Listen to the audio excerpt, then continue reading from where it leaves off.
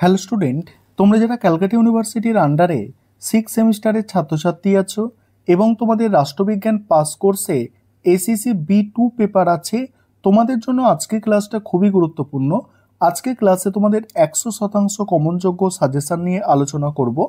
প্রথমে দেখে নাও 15 নম্বরের জন্য যে প্রশ্নগুলো তোমাদের তৈরি করতে হবে। প্রথমেই বলে রাখি, তোমাদের জন্য 2023 সালের প্রশ্ন মোস্ট ইম্পর্টেন্ট। এছাড়া তোমরা যে প্রশ্নগুলো তৈরি করবে দেখে নাও। দেখো, আমি তোমাদের ইয়ার ওয়াইজ প্রশ্নগুলো সাজিয়ে দিয়েছি যাতে তোমাদের সুবিধা হয়। দেখো, প্রথম প্রশ্ন যেটা আছে, দেখো মডিউল 1 থেকে গবেষণার উপাত্ত সংগ্রহের ক্ষেত্রে সাক্ষাৎকার পদ্ধতিটির রূপ, প্রকারভেদ, গুরুত্ব আলোচনা করো। পরের প্রশ্ন আছে, প্রশ্নমালা কত ধরনের হয়? সমীক্ষা গবেষণায় প্রশ্নমালার উপযোগিতা লেখো। এবারে কিন্তু এই প্রশ্নটা মোস্ট ইম্পর্টেন্ট প্রশ্ন আছে, ভালো করে দেখবে, এটা অবশ্যই আসবে। পরের প্রশ্ন আছে, ফোকাস গ্রুপ পদ্ধতিতে গবেষকের ভূমিকার উপর একটি টিকা। এটা দেখছো 21-এর প্রশ্ন 23-এ রিপিট হয়েছে, অর্থাৎ এটা 23-এর প্রশ্ন তোমাদের জন্য মোস্ট ইম্পর্টেন্ট। পরের প্রশ্ন দেখো 22-এর প্রশ্ন আছে, কেস স্টাডি পদ্ধতির বিভিন্ন পর্যায়গুলি আলোচনা করো। নেক্সট আছে উদাহরণ সহ সমীক্ষা গবেষণার সুবিধাগুলি আলোচনা করো।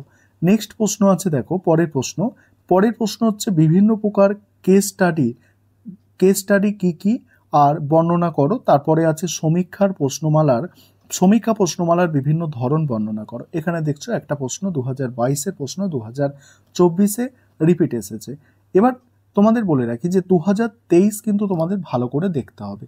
তারপরে দেখো মডিউল 2 আলোচনা করব। তার আগে একটা বিষয় তোমাদের বলে নিই, তোমাদের জন্য এই পেপারের স্টাডি মেটেরিয়াল তৈরি করা হয়েছে। আমাদের স্টাডি মেটেরিয়াল রেডি আছে। তোমরা যদি কেউ স্টাডি মেটেরিয়াল পারচেস করতে চাও, নিচে যে নম্বরটা দেখতে পাচ্ছ এই নম্বরে যোগাযোগ করে স্টাডি মেটেরিয়াল পারচেস করতে পারো, অর্থাৎ স্টাডি মেটেরিয়াল কিনতে পারো।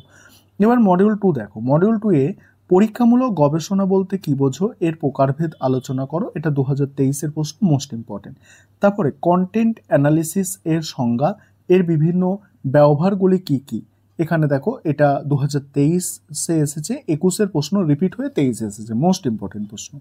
তারপরে অংশগ্রহণমূলক পর্যবেক্ষণের সংজ্ঞা দাও, এই পদ্ধতির বিভিন্ন ধরনগুলি আলোচনা করো।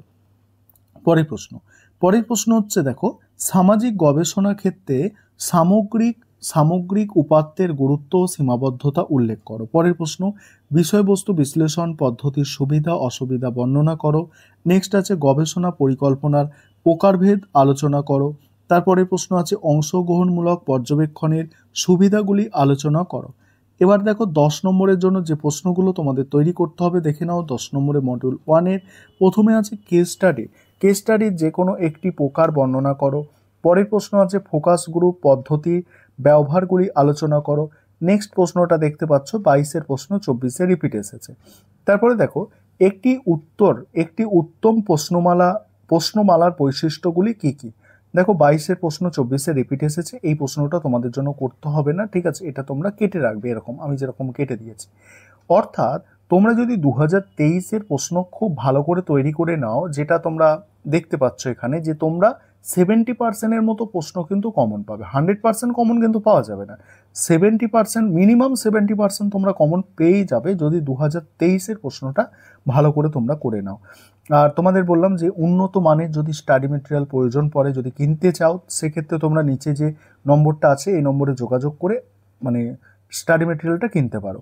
তারপরে দেখো একজন ভালো সমীক্ষকের গুণগুলি কি কি। পরের প্রশ্ন অংশগ্রহণমূলক পর্যবেক্ষণের বিভিন্ন প্রকারগুলি কি কি।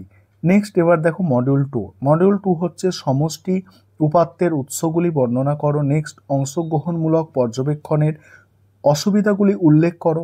নেক্সট সামগ্রিক উপাত্তের উপযোগিতাগুলি বর্ণনা করো। নেক্সট পরীক্ষামূলক গবেষণার অর্থ ও বৈশিষ্ট্য আলোচনা করো। পরের প্রশ্ন হচ্ছে এগ্রিগেট ডেটার উৎসগুলি বর্ণনা করো।